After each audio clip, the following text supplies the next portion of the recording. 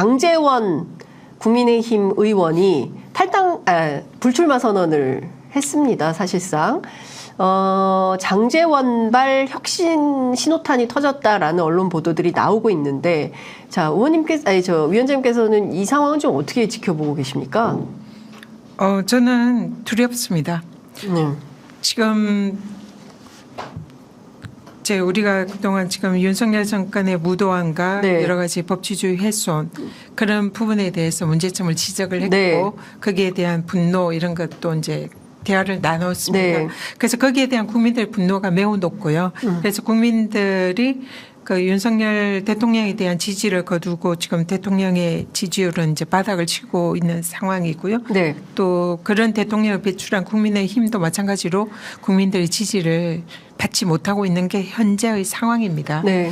근데 지금 아직 그런 윤석열 정권을 심판할 수 있는 선거 총선은 지금 현재 한 5개월 남짓 남은 상황이거든요. 네. 그런데 이 5개월 동안의 기간에 지금 국민의힘은 소위 혁신 그런 거를 이제 좀 겉으로 보기에는 반성하고 벗어나려는 이런 그 절박한 움직임이 이미 시작이 됐고 가장 윤석열 대통령의 정권 탄생의 공신이고 윤핵관 중에 윤핵관이라고 그렇죠. 불렸던 장제원 의원이 누가 봐도 가장 이 정권의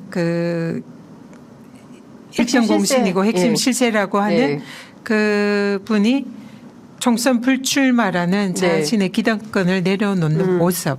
근데 이것만 가지고도 이 국힘의 혁신, 총선을 향한 혁신의 매우 상징적인 모습이고 국민들도 야, 국힘이 반성하고 있구나, 혁신하고 개혁하고 하려고 하구나 네. 이런 느낌을 주기에는 또 큰 반향을 일으킬 만한 사안이다 생각합니다. 그런데 그뿐만 아니라 이미 이제 김기현 네. 대표도 뭔가 기득권을 내려놓겠다는 사인을 네. 했고 그런 후속 조치가 있을 듯이 보이고요. 네. 그러면은 국힘발 혁신이 지금 줄리어 일어날 예. 가능성이 매우 높다. 예. 이런 생각이 들고요. 근데 이제 거기에 대한 뭐 진정성 그리고 과연 정말로 내려놓는 것인지 아니면 그 뒤에 뭔가 다른 뭐 대가가 있는지 이거는 알 수는 없지만 겉으로 보이는 모습은 민주당이 아니라 국민의힘이 국민들에게 혁신의 모습을 실천한 모습을 보이고 있다. 이렇게 네. 보이는 게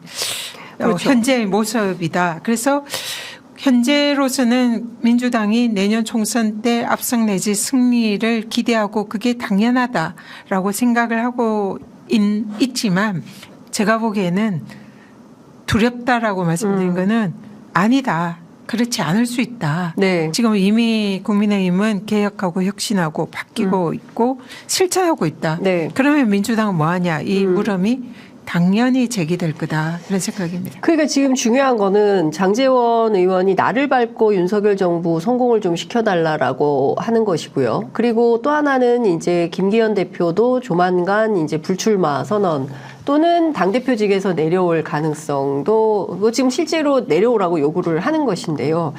오히려 민주당은 혁신이 더딘 거 아니냐. 그러니까 앞서 말씀해 주신 대로 뭐하냐 민주당.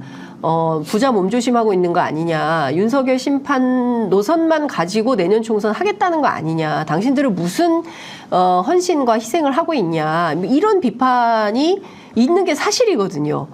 그런데 그 문제에 대해서 사실은 당내에서 조용합니다.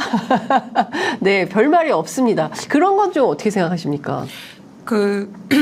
바보야 문제는 경제다 이런 네. 말이 있잖아요. 제가 민주당에게 좀 저도 뭐 네. 책임 있는 당사자 일원이지만 민주당에게 지금 드리고 싶은 말씀은 바보야 문제는 혁신이야. 민주당 정신 차려. 네. 이렇게 말씀드리고 예. 싶습니다. 지금 민주당은 현재 167석인가요? 네. 거대 야당이고 그리고 지금 민주당은 누가 보더라도 기득권 정당입니다. 네, 예. 그리고 국민의힘은 지금 어쨌든 반강제적으로도 총선에 이기기 위해서는 자신들이 바뀌고 기득권을 내려놓아야 네, 된다는 네. 압력을 사방에서 받고 있고 실제로 실천을 하고 있어요. 네. 근데 민주당은 그렇지 않잖아요. 지금은 가장 기득권 정당이고 혁신하지 않는 정당이 현재는 민주당이 되어버렸습니다. 네. 제가 권익위원장을 그만두고 그 전국에 이렇게 다니면서 그동안 네. 강연을 많이 했었어요. 그래서 사실은 거의 전국 곳곳에 안 간 곳이 없을 정도로 지역을 다니면서 지역 주민들과 국민들의 목소리를 정말 생생하게 많이 들었습니다. 네. 이분들이 민주당에 대해서 그 쏟아내는 말이 민주당이 바뀌어야 되고 혁신해야 된다. 국민들이 원하는 건 그겁니다. 네. 그래서 지금 윤석열 정권이 대통령 지지율이 30%를 네, 어죠. 조금 올라가는 이 정도의 지지율이라면 당연히 민주당은 국민들의 지지를 적어도 정당 지지율이 50% 이상이 될 정도로 돼야 네. 지금 상황에서는 정상인데 지금은 당 지지율은 국민의힘과 비슷하거나 어떨 때는 낮고 또 어떨 때 맞습니다. 조금 높은 이 예. 정도거든요. 예. 그러면 왜 민주당 지지율이 이렇게 오르지 않느냐.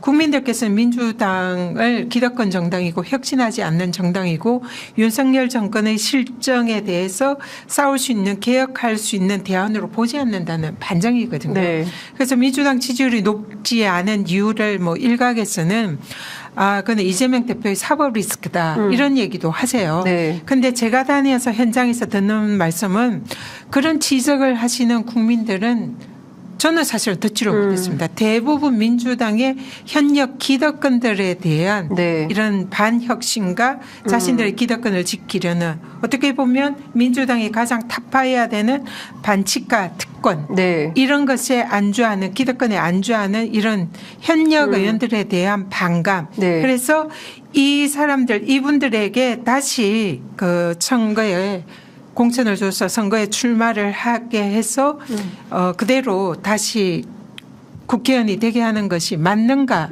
이런 거에 대해서 많은 국민들이 회의를 가지고 있다. 네. 제가 다니면서 느낀 네. 그 국민들의 목소리는 그거였습니다. 근데 그거에 대해서 아까 제가 이제 국민의힘과 언론과 검찰 정권에 대한 침묵의 카르텔 그들만의 기득권을 보호하려는 여기에 대해서 신랄하게 비판을 했잖아요. 네, 네. 마찬가지로 민주당의 현재의 그런 기득권 세력들 여기에 대해서도 국민들께서는 똑같은 잣대로 지금 보고 있다는 걸 엄중히 네. 경고 보내고 있다는 거를 민주당이 지금 확인을 해야 되고 거기에 대해서 바뀌어야 된다.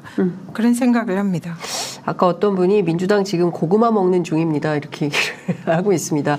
그러니까 이런 겁니다. 어떤 현안에 대해서 적극적으로 목소리를 좀 내고 이제 앞서 저희가 그 김건희 여사 명품백과 관련해서 반환 창고 얘기 문제 지적도 위원장님께서 해주셨는데 사실은 민주당은 세 차례나 집권했던 정당입니다. 수권 능력이 있는 정당이고 그게 무슨 문제인지를 명확히 알고 있으면 아니 민주당 국회의원들이 가서 대통령실 앞에 가가지고 1인 시위라도 하면서 말이죠. 반환 창고 어디에 있는 거냐. 거기 문 열어라.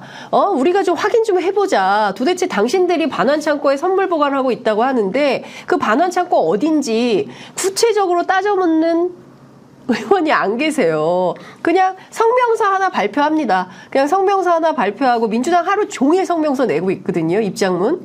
그거 다 읽지도 않아요. 기자들이. 그래서 저는 이런 방식의 정치가 민주당식이냐. 저는 그게 좀 답답하다는 생각이 좀 들었습니다.